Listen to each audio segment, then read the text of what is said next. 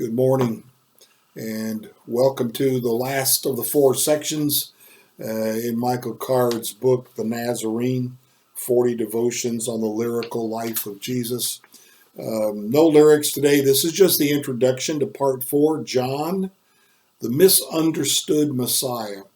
And that's a theme in the Gospel of John. Jesus constantly being misunderstood by, obviously, the religious leaders, by people who heard his parables but didn't pursue understanding.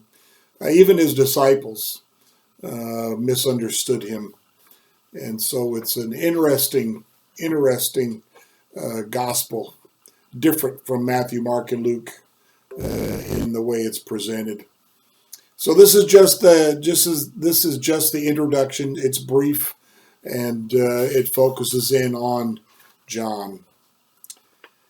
His eyes are growing dim. He walks with a shuffle. Sometimes he needs help getting up from his chair. After all, he's almost 100 years old. To the average citizen of Ephesus, he is simply a remarkably old man, but to those in the rapidly growing church in Ephesus, he is the last living disciple of Jesus of Nazareth, John the Elder. I imagine seeing him tottering down one of the alleyways of the ancient city of Ephesus. There is one story of him running out of one of the baths, yelling that the roof might fall in because a heretic named Cerinthius had just entered the building. Perhaps age has robbed him of his sense of decorum, along with his teeth and most of his hair. The one thing that remains untouched by the years is his youthful imagination. Whenever he launches into one of his myriad stories, he assumes the energy of a teenager. He has told them 1,000 times. He knows the stories that cause the crowd to gasp or roll their eyes or even to laugh. Like the one about the man born blind who innocently asks the angry Pharisees who keep asking questions about Jesus if they want to become his followers. It's a funny story, and people have been laughing at it for 2,000 years. He knows which stories work, which ones people will respond to, and which ones need some explaining.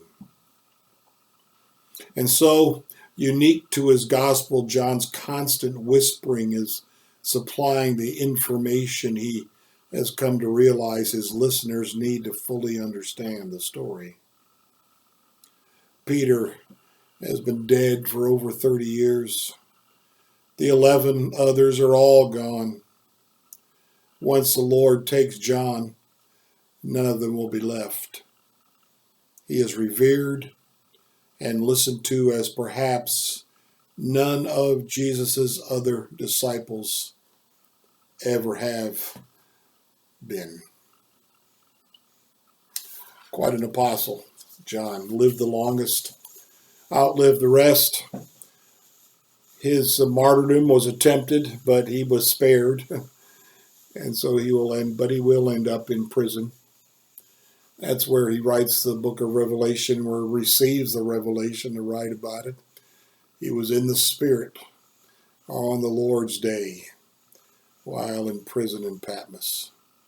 If you ever get the opportunity to watch John on the Isle of Patmos, I encourage you to get it. It's an older one-man play where I'm going to forget the man's name that plays him. He was in a lot of Disney movies actually back in the day. Does an excellent story. You will laugh hard. You will weep a few times as he tells his story, and he embodies the Apostle John. Oh boy, I look forward to this. I love the Gospel of John. I've read Michael Card's.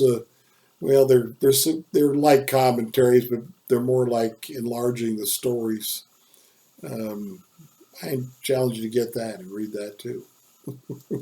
Blessings to you today. And no matter how old you may get, hopefully have stories to tell about Jesus and your life of following him. Blessings.